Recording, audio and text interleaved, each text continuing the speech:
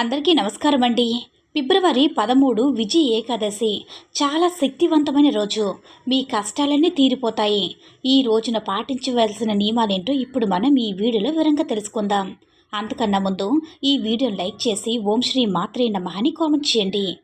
ఇక మాఘమాసం కృష్ణపక్షంలో వచ్చే ఏకాదశిని విజయ ఏకాదశి అంటారు. ఫిబ్రవరి 13వ తేదీ శుక్రవారం రోజు విజయ ఏకాదశి వచ్చింది. ఇది చాలా పవిత్రమైన ఏకాదశి. విజయ ఏకాదశి రోజున వెంకటేశ్వర స్వామిని పూజిస్తే మీ జీవితంలో ఎలాంటి కష్టాలు లేకుండా జీవితంలో గొప్ప స్థాయికి ఎదుగుతారు. మన పురాణాల ప్రకారం రావణ్ణి యుద్ధంలో ఓడించడానికి శ్రీరాముడు ఈ విజయ ఏకాదశి పూజను చేశాడు. అంతటి శక్తి ఈ విజయ ఏకాదశికి ఉంటుంది. ఫిబ్రవరి 13 విజయ ఏకాదశి రోజున లక్ష్మీనారాయణ అనుగ్రహాన్ని పొందడానికి ఎలాంటి నియమాలు పాటించాలి, అయితే ఏకాదశి పూజ విధానం గురించి ఇప్పుడు మనం ఈ వీడియోలో వివరంగా తెలుసుకుందాం. ఫిబ్రవరి 13 శుక్రవారం రోజు విజయ ఏకాదశి వచ్చింది. ఈ శక్తివంతమైన ఏకాదశి రోజున స్త్రీలు ఉదయాన్నే నిద్రలేచి తలస్నానం చేసి శ్రీ వెంకటేశ్వర స్వామిని పూజించాలి. ఈ రోజున చేసే పూజల వల్ల కోటి రెట్ల పుణ్య ఫలితం వస్తుంది. అయితే ఈ విజయ ఏకాదశి రోజున ఎవరైతే వెంకటేశ్వర స్వామిని పూజిస్తారో అలాంటి వారికి ఖచ్చితంగా భోగభాగ్యాలు లభిస్తాయి. కాబట్టి ఈ పవిత్రమైన విజయ ఏకాదశి రోజున వెంకటేశ్వర స్వామిని పూజించడం మాత్రం అస్సలు మర్చిపోకండి. ముఖ్యంగా ఈ రోజున తులసి ఆకులతో వెంకటేశ్వర స్వామిని పూజిస్తే ఎలాంటి కోరికైనా సరే నెరవేరుతుంది. ఈ రోజున పూజ చేసే ఆడవారు వెంకటేశ్వర స్వామి పటానికి గంధం బొట్లు పెట్టి పూలతో నిండుగా అలంకరించుకుని స్వామివారికి తులసి దళాలు సమర్పించండి. తులసి ఆకుల్లో లక్ష్మీదేవి కొలువై ఉంటుంది. కాబట్టి ఈ శక్తివంతమైన రోజున వెంకటేశ్వర స్వామికి తులసి ఆకులు సమర్పిస్తే మీ ఇంట్లో లక్ష్మీదేవి తిష్టి వేసుకుని కూర్చుంటుంది. అష్టైశ్వర్యాలతో నిండిపోతుంది. అత్యంత శక్తివంతమైన దీపాల్లో పిండి దీపం ఒకటి, అలాగే స్వామివారికి ఇష్టమైన దీపాల్లో పిండి దీపం కూడా ఒకటి. కాబట్టి ఈ పవిత్రమైన ఏకాదశి రోజున వెంకటేశ్వర స్వామి పట్టం ముందు ఒక పిండి దీపం వెలిగించి స్వామివారికి నమస్కారం చేసుకుంటే మీ కుటుంబ సమస్యలన్నీ తొలగిపోతాయి. అఖండ రాజయోగం సిద్ధిస్తుంది. బియ్య పిండిలో కొంచెం పాలు పోసి ముద్దలాగా చేసి ఒక చిన్న పిండిని తయారు చేసుకోండి. ఇందులో ఆవు నెయ్యి కానీ నువ్వుల నూనె కానీ పోసి 5 ఒత్తులతో దీపారాధన చేయండి. డబ్బు సమస్యలన్నీ వారం రోజుల్లో తొలగిపోతాయి. ఆకస్మిక ధనలాభాలు చేరుతాయి. ఇక పూజలో నైవేద్యంగా చిన్న బెల్లం ముక్క నివేదించి వెంకటేశ్వర స్వామికి హారతిచ్చి ఓం నమో భగవతే వాసుదేవాయ నమః అనే మంత్రాన్ని 21 సార్లు జపించి మీ మనసులో ఉన్న కోరికను కోరుకోండి. ఆ కోరిక ఖచ్చితంగా నెరవేరుతుంది.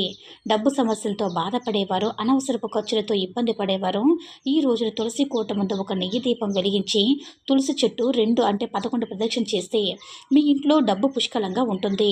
దీంతో మీ ఇంట్లో ఐశ్వర్యానికి లోటుండదు. ఈ రోజున తులసి ఆకులు కొయ్యకూడదు. వెంకటేశ్వర స్వామి పూజలో తులసి ఆకులను ఉపయోగించేవారు ముందు తులసి ఆకులను సిద్ధం చేసుకోండి. అన్నిటికన్నా ముఖ్యంగా ఈ విజయ ఏకాదశి రోజున ఏది చేసినా చేయకపోయినా సరే రావి చెట్టును మాత్రం ఖచ్చితంగా ముట్టుకోండి. రావి చెట్టులో లక్ష్మీదేవి విష్ణుమూర్తి కొలువై ఉంటారు. కాబట్టి ఈ రోజున రావి చెట్టును ముట్టుకుంటే జన్మ జన్మల అదృష్టం వరిస్తుంది. విష్ణుమూర్తి అనుగ్రహంతో పాటు మీ కుటుంబానికి లక్ష్మీ కటాక్షం సిద్ధిస్తుంది. అలాగే రావి చెట్టు కింద ఒక దీపం వెలిగించి చెట్టు చుట్టూ ప్రదక్షిణ చేస్తే జాతక దోషాలన్నీ తొలగిపోతాయి. అంతేకాకుండా వివాహం కాని వారికి త్వరగా వివాహం కుదురుతుంది. ఆరోగ్య సమస్యలు తొలగిపోతాయి. డబ్బు కష్టాలన్నీ తీరిపోతాయి. కాబట్టి ఈ ఏకాదశి రావి చెట్టును పూజించడం మాత్రం అస్సలు మర్చిపోకండి. రావి చెట్టు నీళ్ళలో నిలబడినా సరే సర్వ పాపాలన్నీ తొలగిపోతాయి. అంతటి శక్తి రావి చెట్టుకు ఉంటుంది.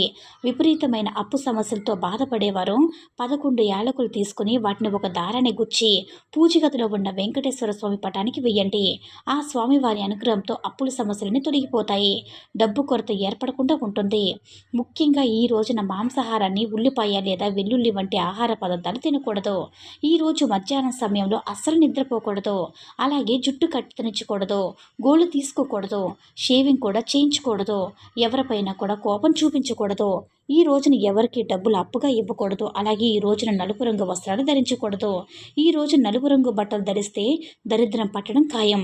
ఈ రోజున సాయంకాలం సమయంలో లక్ష్మీదేవి భూమిపై సంచరిస్తూ ఉంటుంది. కాబట్టి సాయంకాలం 6 గంటలు దాటిన తర్వాత ఇంటి గుమ్మం ముందు 2 దీపాలు వెలిగించండి. మీ ఇంట్లోకి లక్ష్మీదేవి అడుగు పెడుతుంది. మీ ఇల్లంతా కూడా కనక వర్షంతో నిండిపోతుంది. అలాగే ఏకాదశి రోజున పూజ చేసేటప్పుడు మీ పూజ గదిలో 2 రూపాయల బిళ్ళను పెట్టుకోండి. ఇది లక్ష్మీ ప్రసన్నం చేస్తుంది. ఇంట్లో పూజ పూర్తయిన తర్వాత ఆ 2 రూపాయలు రూపాయల బిల్లను తీసి బీరువాలో పెట్టుకోండి. మీ ఇంటి సంపద రెట్టింపు అవుతుంది. మీ ఇంట్లో లక్ష్మీ స్థిర నివాసం ఉంటుంది. ఈ రోజున ఉపవాసం ఉంటే మీ జీవితంలో ఎలాంటి అడ్డంకులు లేకుండా విష్ణుమూర్తి అనుగ్రహం సంపూర్ణంగా లభిస్తుంది. ఈ రోజున సాయంకాలం సమయంలో అన్నం తినకూడదు. ఎందుకంటే ఏకాదశి రోజున రాత్రి సమయంలో జ్యేష్ఠాదేవి వడ్ల గింజల్లోకి ప్రవేశిస్తుంది. అయితే ఏకాదశి రోజున పేదలకి దానం చేస్తే చాలా చాలా మంచిది. ఈ వీడియో కనుక నచ్చినట్లయితే లైక్ చేసి షేర్ చేయండి. అలాగే మన ఛానల్ని సబ్స్క్రైబ్ చేసుకుని మాకు మరింతగా సపోర్ట్ చేయండి. ధన్యవాదములు.